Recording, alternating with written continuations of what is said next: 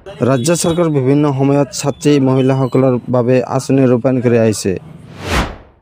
প্ৰজ্ঞান ভাৰতী আঁচনিৰ অধীনত উচ্চতৰ মাধ্যমিক প্ৰথম বৰ্ষত উত্তীৰ্ণ হোৱা ছাত্ৰীসকলক স্কুটি প্ৰদান কৰাৰ ব্যৱস্থা আছিল। কিন্তু চলিত বৰ্ষত ইয়াক কিছু সালসলনি কৰা হৈছে। মুখ্যমন্ত্ৰী হিমন্ত বিশ্ব শৰ্মাই জনোৱা অনুসৰি এইবাৰ উচ্চতৰ মাধ্যমিক পৰীক্ষাত ৮০% লাভ কৰা ছাত্ৰীসকলেহে স্কুটি লাভ কৰিব। শৰ্মাই কয় যে এইবাৰ পৰীক্ষা অনুষ্ঠিত হোৱাৰ আগতে বিজ্ঞাপন দিয়া হৈছিল যে এইবাৰৰ পৰা ৮০% পালেহে স্কুটি লাভ কৰিব। শৰ্মাই কয় যে ৰাজ্য চৰকাৰে নিযুত মইনা আঁচনি আৰু স্কুটি একেলগে প্ৰদান কৰিবলৈ সক্ষম নহয়। স্কুটি বন্ধ কৰিব নালাগে, কিন্তু একদম বন্ধ কৰি দিব নোৱাৰি বাবে ৮০% লাভ কৰা সকলকে স্কুটি দিয়াৰ ব্যৱস্থা কৰা হৈছে।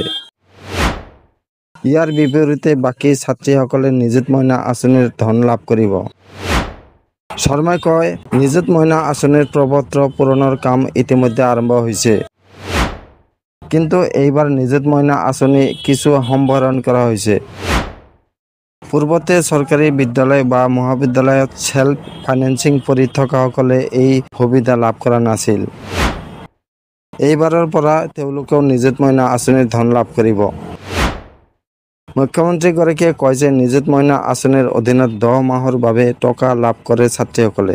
ইতিমধ্যে যোৱা বছৰৰ টকা লাভ কৰিছে।